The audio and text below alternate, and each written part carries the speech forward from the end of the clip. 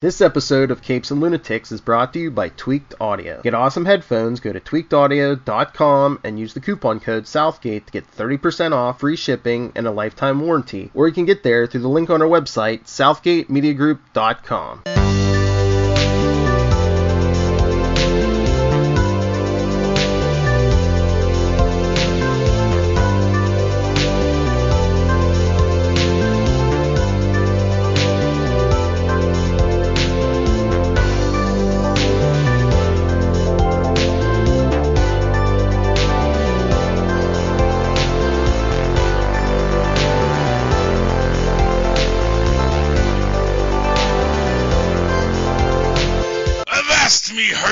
And welcome once again to Full Stream Ahead. I am your host, Charlie, the Professor Esser, and with me as always is my skinny rich friend. It's Mozz.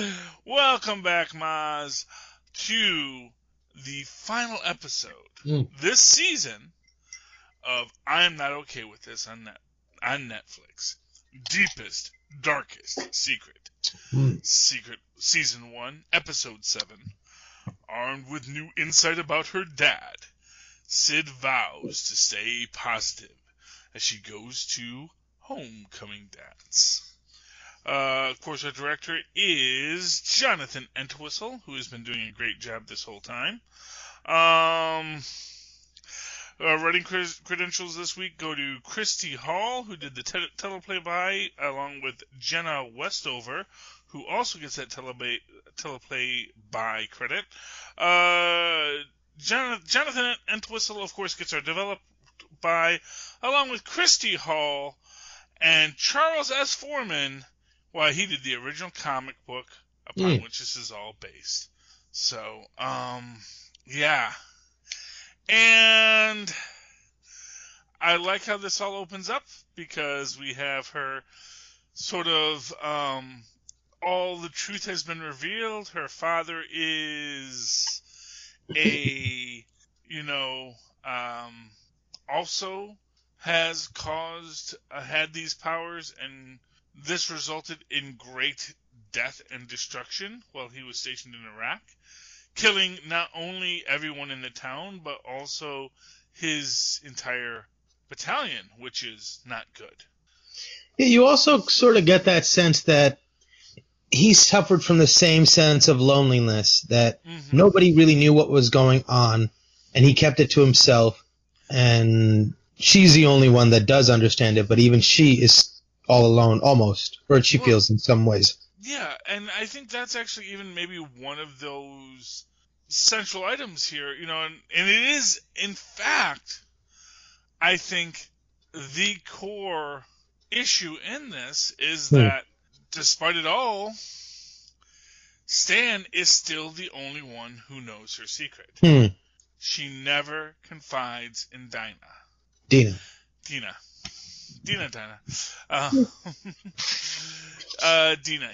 never confides in Dina, and I think that is such an interesting aspect of this, especially because there is this relationship between them.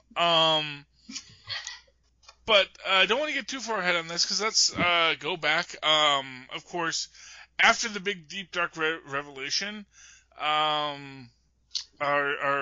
delightful Sid decides to make pancakes. Yeah, almost making her seem a little bipolar, like how far the swing is and how little she lets that news affect her day, Yeah, and I think that there is a strong argument that is the case, that she is, you know what it is I don't know if it's necessarily bipolar disorder as a disorder, right, so much as it is she just, is going to repress it. She is going to deny it. She's going to push it further and further back because she does not want to have this truth be attacking her. Yeah, and like what she says walking down the hallway is, if I keep it down and if I don't let my emotions get the best of me, no one else will get hurt. That I won't break stuff. Exactly. And, and of course she's looking for these releases, these outlets.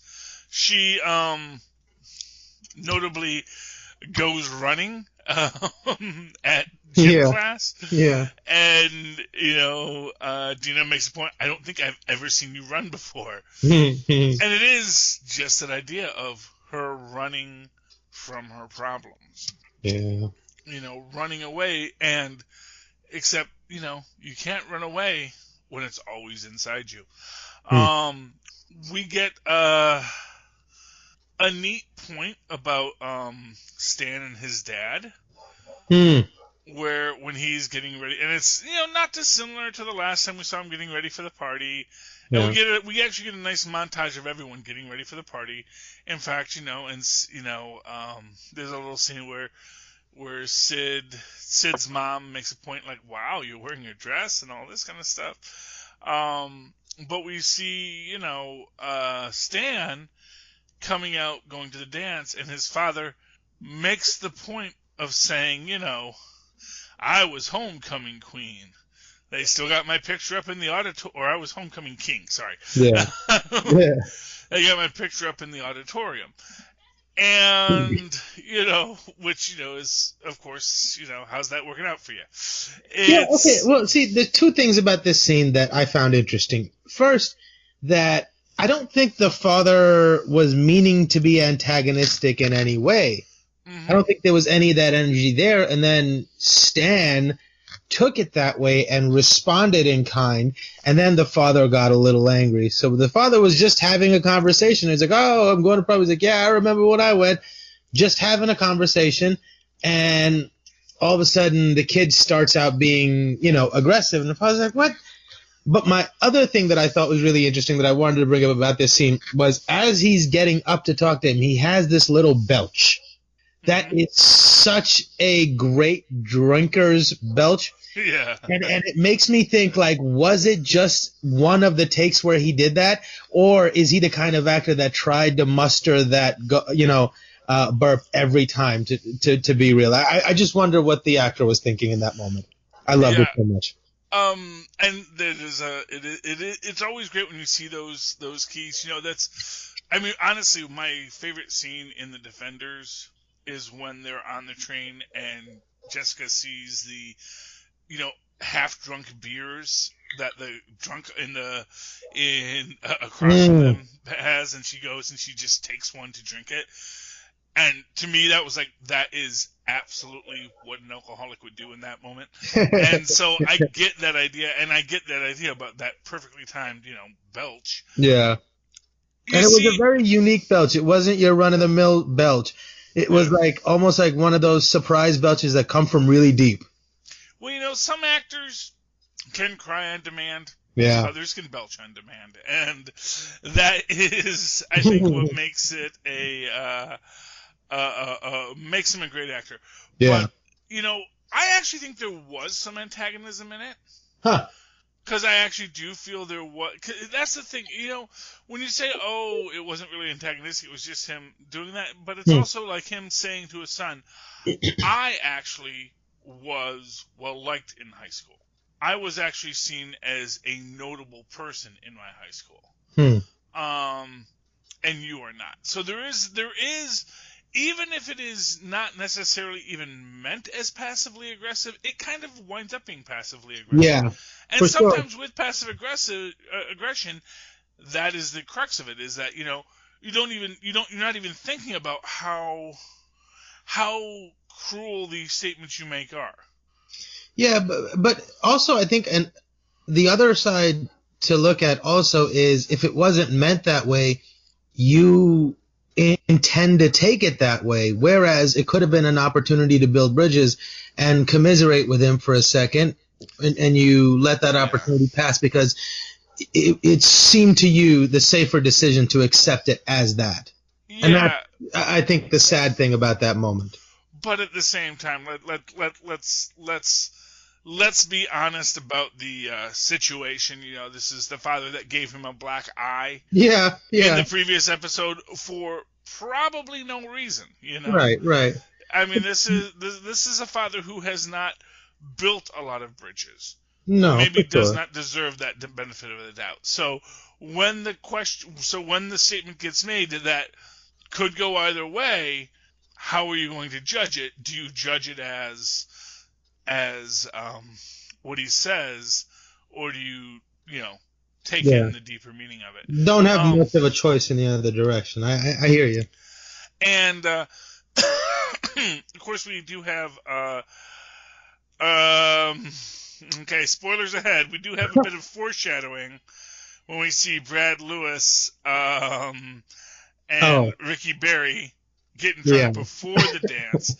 And man, and again, this is just this reality here where Ricky Berry has so much more of a is much more likely to achieve things in his life than Brad is.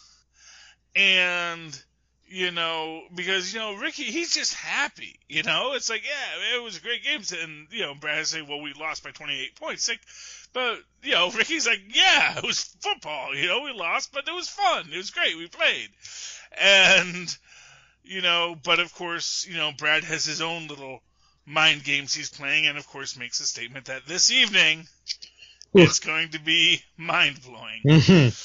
Yes, so it was a very different watch the second time around. Yeah, it definitely is, and you catch those little hints. Yeah, you're like, oh, really? I missed that. And yeah, and that kind of does bring us to the homecoming dance itself. And do you know what my favorite part of the homecoming dance is? What? Our king and queen are two people we have not met this entire series. That's so true. Yeah, you're right. That is pretty cool. And it is just literally all this stuff, all this drama. It is not a part of the overall story of the high school. That there's another kid, Mr. Butters, Butters Scotch, I'd like to think, or Scotch Butters. I'm not quite sure how it goes, but he's just happy with his girlfriend, and they're gonna go be, homecoming king and queen. And I don't even know if we saw Butters at. I mean, he's probably in the background at the previous party. He's probably on the football team, or maybe some other team. But yeah, it's just like none of the people that are at the core of our story are the most popular people in high school. What an interesting way to imply that the world is much bigger than just, what you're seeing here. Well, exactly. And I think, and when we get to our final scene, I think that is maybe even the implication beyond it. That there is more to every story than what exists in your little small town. Which I think is maybe the theme from the very start of it when Stan is saying, this is the high point of these people's lives, and for some of them it is, but then again, within that entire concept, when Stan says this is the high point of their lives, that's a teenager's view of what life is.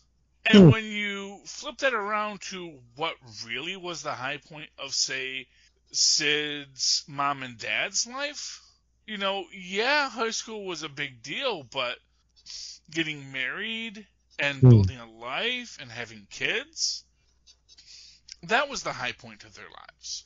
Yeah. All this, that high school stuff, it was fun, it was great, and we met people who influenced our lives for the rest of our existence.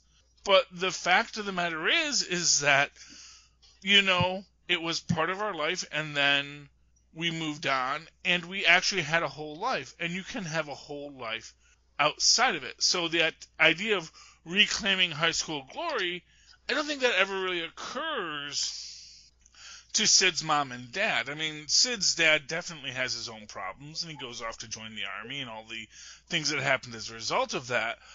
But, when Sid's mom's telling the story about how she and Sid's father met, how, she went to high school, went to the dance with the senior ditched her at the prom, and, Sid's father came over, and they had a whole interaction, and that's when they fell in love, in the enchantment under the sea dance, as it goes. And I think that's a beautiful thing to show how, yes, what happens in high school isn't important, but it can be important as well. It's as important as you allow it to be. And if you allow your life to be, that moment where you find that person, that can be a value on through your life, and even if it's not, when we go to a guy like, Barry, Rick Barry, he is going to have a life after this. He is going to go to college. He's going to do things. That may be where he meets his girlfriend. But he's always going to remember that, I played high school football and I had friends, and it is a part of my life, but it doesn't define you. And I think the problem is that for high school kids, so often high school defines them. Right. And adults, as much as I think about my high school alma mater, and I don't really have a college degree, so it's not like I've gone beyond that and had like that other central experience, I love my high school, and I will always cherish my time in high school, but the fact of the matter is that is such a small part of my life as I've become an adult. But of course, for a high schooler, you don't see that. So all you see is, oh, that guy used to be cool in high school, now he drives a truck, his life has just gone downhill, and it's like,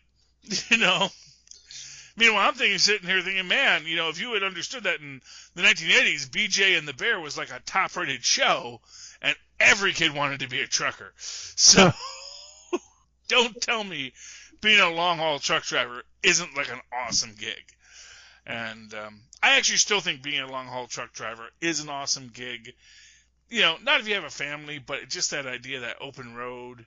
Yeah, you get to see everything everywhere, and it's exactly, man. That sounds like a beautifully free life, and I'm sure that's how Stan's father sees it. I don't know. See, driving a truck kind of sounds fun. Having that, they are the modern day cowboys. They're the guys moving the materials across the country. Yeah. And because he's gone for long periods of time, that tells you that he isn't he is a long haul trucker. He's not just over the road. And he is, so he is away for long periods of time, which means that probably when he comes home, it's not necessarily his favorite place to be either. Yeah. You think you're having a bad day, Stan. Your dad's maybe not having the best day either. Of course, his dad is an abusive jerk, so we won't be too sympathetic towards him. But of course, we know that Brad has stolen, and again, this goes into this idea of that high school mindset and its smallness, has stolen Sid's diary because he wants to embarrass her, which is petty and vindictive. And immediately, I think even in that moment as we're watching it, as earth-shattering as it is for Sid, as I'm listening to it, I kind of think like most of the reaction from the crowd is like, who is this idiot? Why is he acting up like this? What is his shtick that he has to do that? Because it's just me. Maybe I'm overreading it, but I got the feeling that he did not have the crowd on his side. No. And as he's presenting his like, aha, now I have you.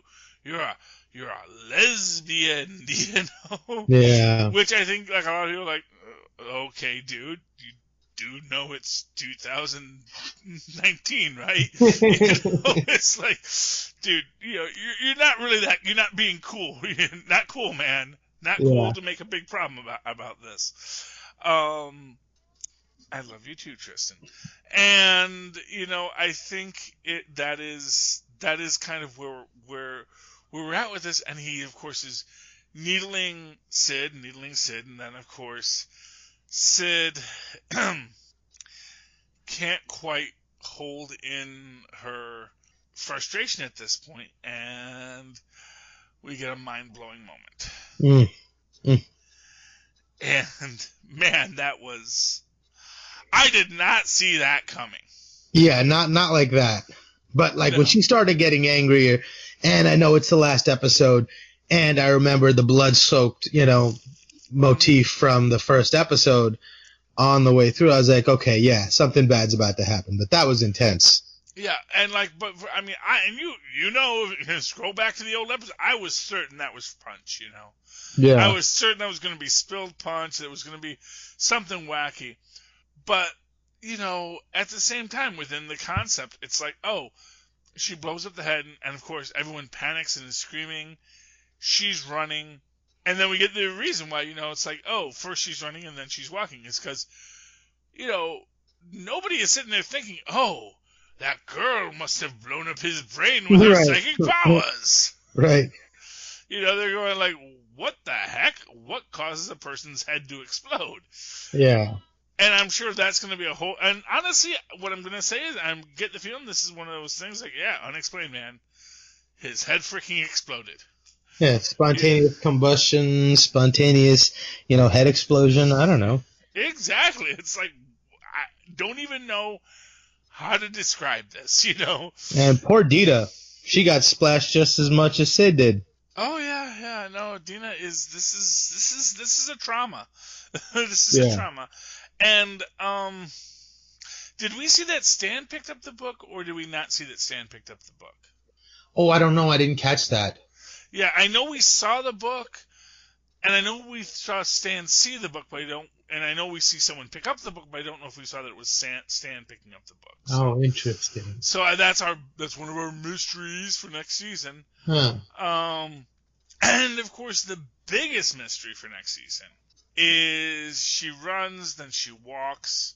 I love that because she hears the cops coming. She starts to run faster, and the cops turn towards the school because why would they be running after some kid?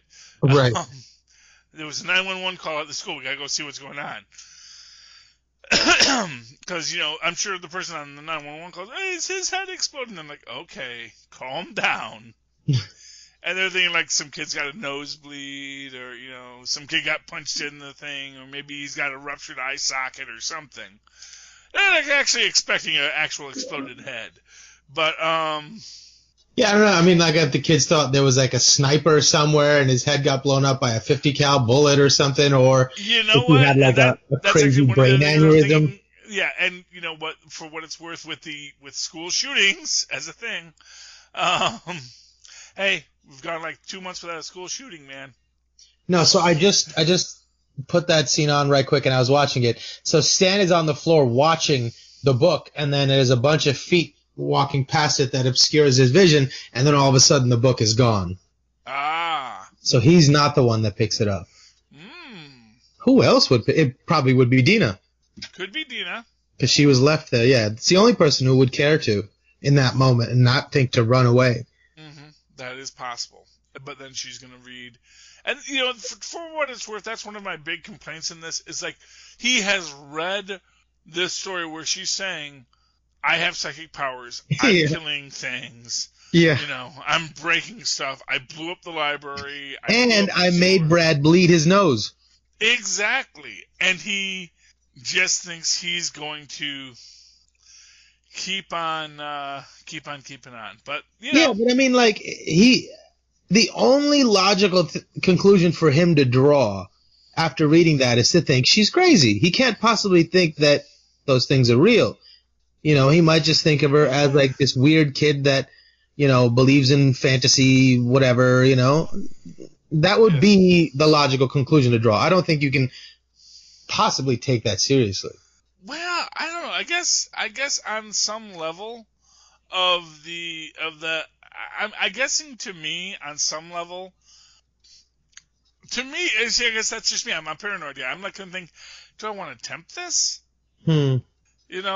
It's like, maybe it's weird, but do I want to go that far? And of course, he's had a few, and he clearly does not have any sense of decorum when he's had a few, because, decorum would have told you, don't go mess with the guy who's getting declared prom king, just because you don't have a girlfriend. Yeah. It's yeah. But in that moment we have Sid running, and then she goes and she climbs back up to the forest fire watchout tower. And it was the scene they were alluding to was this scene, because the top of her shirt is completely black with blood, and that's the cut angle that we got. So it totally was this moment. Yes, and it looked like it was the top she was wearing on the first one, but it's actually just that the blood has made it black. Yeah. And we get to meet the shadowy figure who's been chasing her the whole time. And what is so telling about this moment is she doesn't recognize him. Right. And she asks such astute questions. She's like, "Who are you? Should I be afraid?" Mm-hmm. Like, immediately illuminating the situation with the person's next response. I loved it. Yeah. I thought that was really cool. Yeah, but what I think about that is that means that this shadow figure is not her father. Right. Because if it was her father, she would recognize him. Yeah. And then when he says they should be afraid of you, it tells you that whatever this thing is, it is something that has been looking for her and knows what she is. And it seems like has sort of vengeful and bad intentions with her. Well, vengeful and bad intentions towards something. I don't know if that's... No, to use her as a tool, as an implement of those intentions. Well, or at least... So, he may think the world deserves to burn. That doesn't necessarily mean... And he knows she has the power to make the world burn. Probably he has the power to make the world burn, too. See, now, because he went after the father, who was a military guy, and so got me thinking maybe somebody was using him to mete out, its vengeance. And so maybe he wants to use her as an assassin, not as a, anger towards the world kind of thing, but anger towards my enemies. And I will feed you this line to make you think that you're this thing, and that your destiny or the best use of your skills is to, make an allegiance with me and, fight my fight kind of thing, maybe. Well, yeah. I mean, I think that's not a mistaken view. Exactly where we go next with this is going to be interesting. I am really looking forward to season 2 of this. I hope we get season 2. I think it has had a lot of word of mouth. Yeah, I don't see how it could not. It's so good. It is. It is so well acted, so well written, and what I love best about it is only 22 minutes an episode. Yeah. And they tell so much in those 22 minutes. For sure.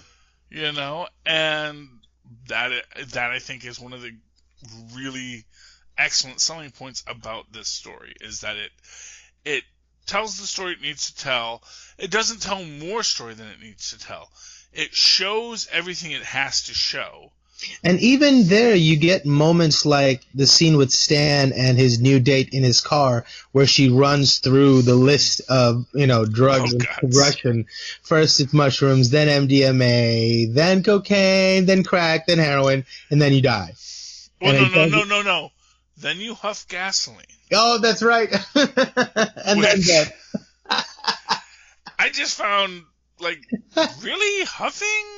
That's what you think the end stage of drug abuse is huffing? Yeah. And I love Stan's response. He goes, something like, "I should hope so," or "I'm looking forward to that," or something. Yeah, that was great. Well, it is just that weird little wackiness of it. Yeah. But, and again, it goes to that, for what it's worth, it goes into this idea of high school, which again goes into that concept of, oh, gee, This is the most important time of our lives. And yet, it's also literally such an interchangeable point in our lives. We're literally... He wanted to be with Sid. Sid didn't want to be with him. And so... next weird girl on the block. Yeah, and maybe also Brad's friend wanted to be with him. Oh, you think Rick Berry after nobody wants to talk to him, this dude always wants to hang out with him, always laughs at his jokes. Yeah, and you know what? Gonna call a shelter half an entrenching tool. The one black guy in school not dating the one black girl in school. Let's just call that shelter half an entrenching tool and say, yep. So, I think there is a real truth in that aspect of it. There might be, right? I think you just hit a interesting nail on the head there, which means that Rick's going to be real sad, man. Yeah. Oh, wow, yeah. That's like, and, but it is rough. It is rough. And, young love is rough because you feel everything for the first time, and it's so intense because it's the first time you feel these things. Yeah. Nothing to compare it to. It's just, oh my God, how could things be this bad? Exactly. And in this moment, for poor Rick, and hopefully we'll see that next season. And I wonder if we're going to get like a whole, Rick is like, goes all Van Helsing on what happened. Oh, if Rick was the one who picked up the book. Oh, that's I can imagine that. I can imagine next season Rick's going to go all Van Helsing on Sid. Oh, that would be cool. That would be cool. And again, especially because it is going to be literally just your teenagers. And now, granted, Sid just killed a man, although kind of in that sense, like, I didn't know the gun was loaded, Yeah.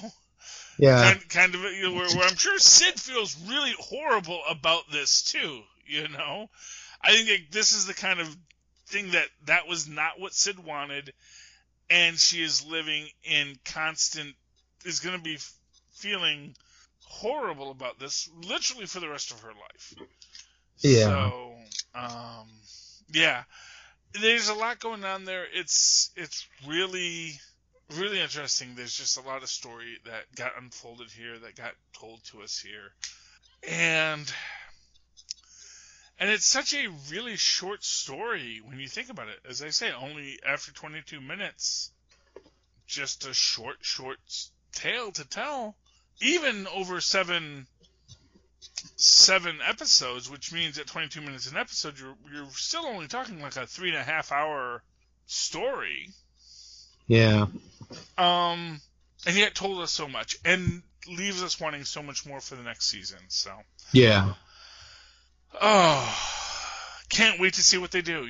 I hope we get to come back to this next season. I know we've got the boys coming back. We're going to be doing Agent Carter next episode. Mm-hmm. That's going to be our new thing because as we're going into Agents of S.H.I.E.L.D. next, which does go back into the past during the Agent Carter ages. We're going to sort of get Mozz up to speed on what was going on in the Super Spy world. Especially if they're going to be revisiting it. It would be great to have a reference point. So that's my gift to Mozz for our next Right on. For those of you who don't know, you should also link to on the Southgate Media group podcast Empire. We also do a little show called Enough Said where we talk about the Agents of S.H.I.E.L.D. And so please, go subscribe to that too. We've got a lot of stuff that we talked about from last season, and the new season is coming, and we're going to talk about that again. So please make sure you do that. Final thoughts on tonight's episode, Mozz? No, I loved it. And there's one other scene that I really, really enjoyed. It's when they're sitting on the bleachers, Sid and Stan, and she says to him, when he's like, when he's looking at the view, the best they'll ever have, right? And he goes, who'd you show up here with? And she says, with Dina. he goes, does she know about you? And the look of like panic and worry on her face when she goes, what do you mean? He goes, that you're a superhero. And then the relief that he just meant that, not that she liked her or that she liked girls. And how she completely lets her guard down in that moment. I thought that was a really, really interesting bit into their characters also. I love that moment. Yeah, it was great. And again, like I say, it is this most fascinating point of the story that, you know, this is still something that she has only shared with Stan. And how important that is to Stan, even in it. That, you know, I still have this one thing. This is you and me. This is my thing. Now, of course, obviously, that's going to go away eventually. Right. You know, you only have your first so long, and then you have your second. Well, no, you only have your only for so long until you have the first. Yeah. Well, exactly. And you know what I think is interesting in that is also that I think that, you know, when Dina does speak with Sid about what happened that night. Yeah. I kind of got the feeling that Dina was like, you know, I'm not saying I didn't like it. You know? Yeah. I'm not saying that wasn't enjoyable. Yeah. You know, I'm just saying it was a lot of the blue. And, so, you know, how these stories get explored in the next season, I think that is going to be so fascinating. Are we going to see... And it comes down to who picked up the book. So, and just to give you an interesting example, you have Dina pick up the book, and she realizes that, you know, Sid did this, but also realizes that Sid hid this from her. Like, I thought we were best friends. Right. You have Ricky pick up the book, and as we say, go all Van Helsing on it all. And, you know, what I'm going to say in that is maybe because I can see a storyline where Ricky and Dina become the antagonists of the next season. You know, where they're going to be like, you know what? You didn't trust me. You killed, you know, the guy I loved. That's Ricky, you know? Right. And them both kind of turning against Sid in trying to bring something into it. And, you know, I don't think we're going to go full Stranger Things on this. I don't think the cops are actually going to get involved, you know, because again, like I said, I think that the cops are going to show up in this small Pennsylvania town and go like, yeah, I guess the kid's head exploded. You know? Must have been doing that Molly. Yeah. Must have smoked the reefer. He must have been. You know what? He was definitely huffing gasoline. Probably. That's what happens when you huff gasoline. Everyone knows that. And that's the final stage. You huff that gasoline. Hey, she wasn't wrong about that. Exactly. So, that's that story, I think. Oh, okay, Mozz. So, if anyone wants to talk to you about this wonderful series, this excellent episode, how could they find you, Mozz? Oh, and please do. You can reach me by email at mozzmanzoor@gmail.com or find me on Facebook under Mozz Manzoor. That's MOZZMANZOOR. And after you do that, why don't you go look at some of our sponsors on this show, including the fantastic Hunt a Killer, where you get to, like Ricky next season, when he goes all Van Helsing, hunt down the clues to who killed his one true love, Brad. Or, you know, just listen to some tweaked audio, or just, you know, get some headphones from Tweaked Audio, which will let you listen to the audio that you like to listen to, as you like to listen to it, whenever you like to listen to it, in comfort and style. And of course, if you have no interest in either of those, just scroll down into our show notes, find that Amazon link, click on that, go to Amazon, buy that toilet paper that we know you need, that hand sanitizer, those face masks that you need in bulk. Get those now. And cost you nothing, makes our life a little easier. Everybody's happy, literally. And, of course, once you do all that, I want you to drop me a line. Tell me what you bought on Amazon. Did you buy hand sanitizer? Did you buy the original comic book through Comixology, which is through Amazon, that this story is based on? What did you buy? Tell me, and write me an email in that old-fashioned email way, because I am old, much like your mothers and fathers, who also communicated through email at superconnectivityblog@gmail.com. That's superconnectivityblog, all one word, @gmail.com. And when you're done with that and you want something to do, why don't you watch TV and follow me on Twitter, because I live tweet things, most notably Agents of S.H.I.E.L.D., as we've talked about, which is coming back. And when it comes back, I will be live tweeting it, and you can live tweet along with me on the East Coast at Charlie Esser. That's CharlieEssser. Look for the 2 E's in the middle. For quality. Ding! Thank you, Mozz. All right, you landlubbers. You've sailed the ship of fools that is full steam ahead once again. And we're coming now to our port call to dock and let you off the ship. But no, we'll be sailing again next week, so come on back as we review Agent Carter Episode 1 on Full Stream Ahead! Arr!